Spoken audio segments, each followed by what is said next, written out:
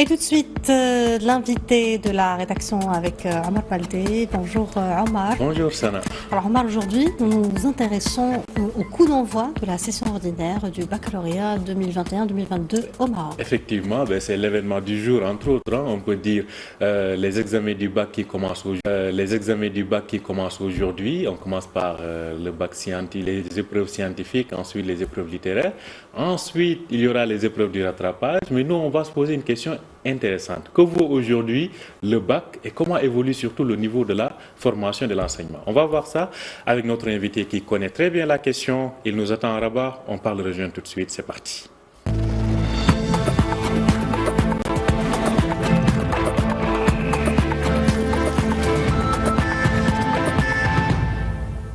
Bonjour et bienvenue sur Médian TV. Ils sont plus d'un demi-million de candidats. Donc, plus exactement, environ plus de 500 000 candidats à plancher à partir de ce lundi sur les épreuves du baccalauréat 2022. Au Maroc, des examens qui commencent donc dès aujourd'hui par les matières scientifiques, techniques et professionnelles. Suivront ensuite dès jeudi prochain les épreuves littéraires et de l'enseignement traditionnel, l'occasion pour nous de revenir sur le prestige de ce diplôme, véritable clé de l'avenir pour les élèves. Le bac se tient cette année encore dans un contexte de pandémie alors que le débat continue sur la qualité de l'enseignement et le contenu des programmes. Pour en parler, nous avons le plaisir de recevoir Abdel Nasser Naji. Il est le président de l'association marocaine pour l'amélioration de la qualité de l'enseignement au Maroc, donc l'association Amaken. Bonjour à vous, professeur Naji.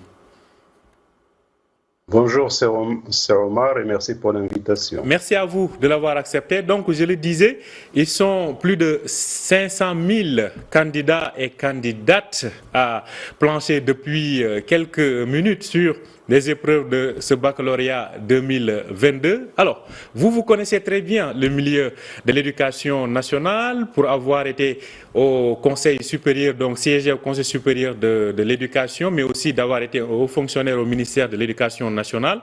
Alors, les épreuves du bac 2022, on ne commente pas les épreuves en tant que telles, mais quel commentaire faites-vous sur le bac 2022?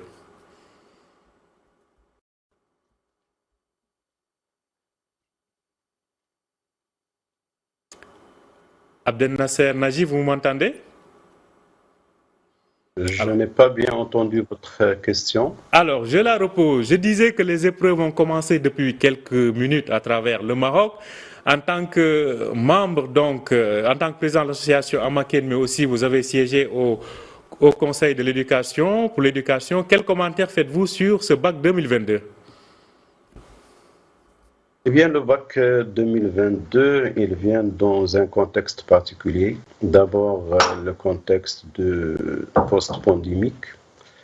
La pandémie, bien sûr, a eu plusieurs impacts sur l'enseignement au Maroc, sur le niveau d'apprentissage. C'était une période très difficile, pas seulement pour le Maroc, mais pour tous les pays du monde.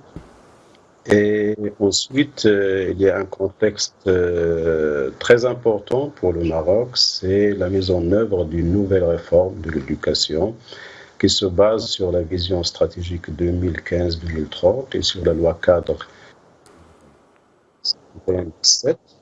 Donc, c'est un contexte à la fois de réforme, de nouvelles visions, de nouvelles orientations pour le système éducatif, et un contexte de perte d'apprentissage due à la pandémie Covid-19. Il y a eu un impact bien sûr négatif sur le niveau d'apprentissage des élèves.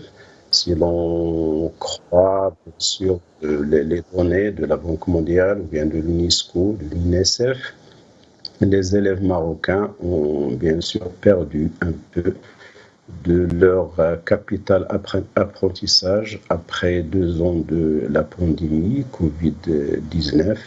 Et si on peut donner des chiffres par rapport aux apprentissages, la Banque mondiale disait avant la pandémie que 66% des élèves marocains ne maîtrisent pas ou bien n'arrivent pas à lire un texte simple et le comprendre. Je parle ici des élèves et des enfants qui ont 10 ans d'âge. Et après la pandémie, les estimations que l'on peut lire dans un rapport de la Banque mondiale, un rapport conjoint de la Banque mondiale, de l'UNICEF et de l'UNESCO, ce pourcentage risque d'augmenter et d'arriver jusqu'à 76%. À côté de ça, on peut rappeler que le niveau d'apprentissage des élèves globalement il est faible au Maroc. Bien sûr, en se référant aux études internationales comme TIMSS, PIRLS ou PISA. Si on prend par exemple l'étude PISA, nous avons presque 75% des élèves marocains qui ne maîtrisent pas le niveau minimal d'apprentissage.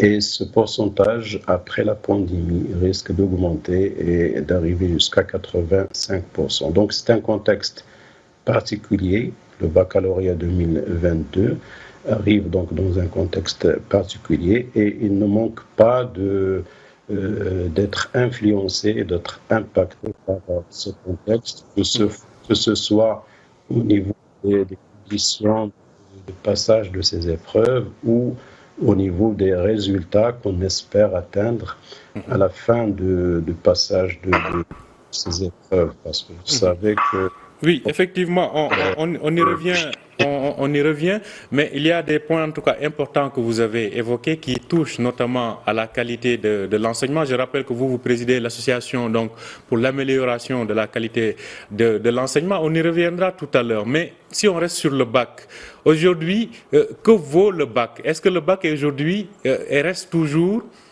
un diplôme incontournable pour le cursus académique et universitaire des élèves? Bon, vous savez que le bac, c'est le couronnement d'un cycle d'apprentissage. C'est le couronnement du cycle d'apprentissage, l'enseignement obligatoire, en plus de l'enseignement post-obligatoire qui s'étale jusqu'à 12 années d'études au Maroc. Et ce couronnement, il est matérialisé par ce diplôme, qui est le diplôme du baccalauréat, qui doit en fait refléter le niveau d'apprentissage des élèves. Or, ce que nous constatons au Maroc, c'est que d'une part, il y a un déficit d'apprentissage révélé par les études sur TIMSS et PISA pour l'âge de 15 ans, ça d'une part, et d'autre part, nous avons une augmentation, une progression presque constante d'année en année du pourcentage des élèves qui réussissent à cette épreuve fatidique du baccalauréat. Ils arrivent à réussir le niveau d'apprentissage. Et donc, ce niveau ce taux de réussite, par exemple, l'année dernière, à 82% presque, et à 56% 10 ans auparavant. C'est-à-dire que nous avons une progression très nette, très importante d'année en année, mais cette progression ne reflète pas le niveau réel des élèves. Le niveau réel des élèves, elle est en deçà de ce taux de réussite. Alors la conséquence de cet état de fait, c'est que après le baccalauréat, les élèves qui réussissent le baccalauréat n'arrivent pas à suivre leurs études supérieures aisément. Il y a un obstacle très, très important qu'ils n'arrivent pas à franchir. Il faut juste dire que 19% des élèves arrivent à décrocher un diplôme à la fin de leur scolarité supérieure. Alors, est-ce que cela veut dire, oui, justement, Abdel Nasser Naji, désolé de vous interrompre, mais est-ce que cela veut dire que c'est un problème de cohérence entre les langues qui sont enseignées dans le système, disons, du primaire jusqu'au lycée, ou plutôt l'inadéquation dans les matières? Est-ce un problème de langue ou d'inadéquation dans les matières qui sont enseignées? C'est les deux à la fois. Les deux à la fois. Bien sûr, au niveau de la langue, il y a un manque de cohérence verticale au niveau de l'enseignement au Maroc. Ça, c'est un constat qui est fait avant la vision stratégique, avant la loi cadre de 51-17, puisque vous savez que la loi cadre a instauré l'alternance des langues et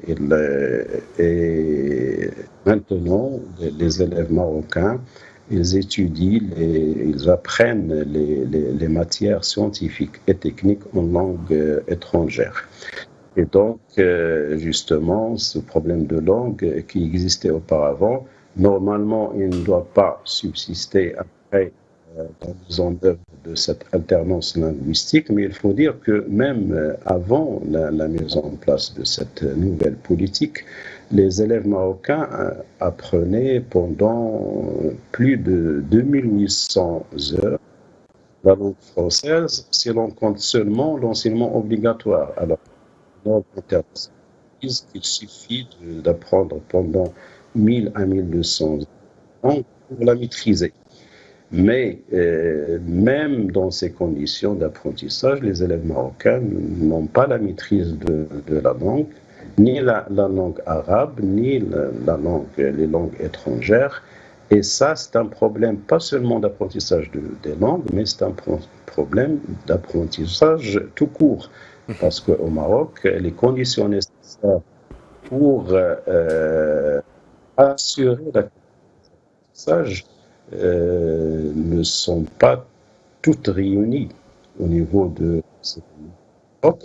Et c'est ça qui nous donne ce niveau d'apprentissage. Alors, cette incohérence. Alors, De l'enseignement. Abdel Nasser Najib, il y a aussi un aspect important, et désolé de vous interrompre, mais il nous reste peu de temps.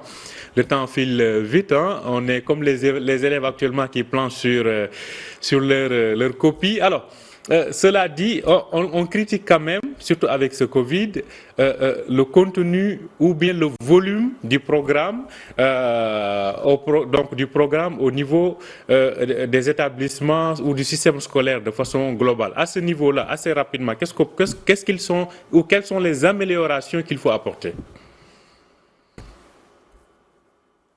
Bon, au niveau du constat, je suis d'accord avec vous que le volume des contenus enseignés au niveau de l'enseignement scolaire au Maroc, il est trop important. Il doit être bien sûr réduit à l'essentiel. Donc, on fait étudier aux élèves des matières, par exemple, des contenus qui ne sont pas nécessaires pour maîtriser les compétences nécessaires à maîtriser à la fin de l'enseignement scolaire. Et vous savez que la révision des programmes n'a pas été réalisée, je parle ici de l'enseignement qualifiant, donc c'est-à-dire le collège et le lycée. Cette révision n'a pas été réalisée depuis 20 ans. Donc, il est temps de réviser le programme, de faire adapter nos programmes scolaires avec les nouvelles exigences, bien sûr, que ce soit au niveau pédagogique, au niveau culturel ou bien au niveau social. Il y a beaucoup de bouleversements qui ont été réalisés et qui doivent avoir un impact sur la révision des programmes, tous les programmes de l'enseignement scolaire, parce que ça va avoir un impact très intéressant sur le baccalauréat marocain. Alors, une autre question. Je le rappelle, vous êtes président de l'Association marocaine pour l'amélioration de la qualité de l'enseignement, mais vous avez aussi siégé au niveau du Conseil supérieur de l'éducation. À ce niveau-là, au niveau du Conseil, quels sont aujourd'hui les grands axes d'amélioration du système éducatif marocain qui sont à l'ordre du jour? Bon, le Conseil a réalisé un travail énorme pour réformer le système éducatif marocain, en commençant par la vision stratégique qui a fixé les orientations générales pour le système éducatif national. Alors, ces orientations générales ont été, bien sûr, traduites dans une loi cadre numéro 5117. Et pour la première fois au Maroc, nous avons un cadre juridique qui définit les orientations pour le système éducatif national.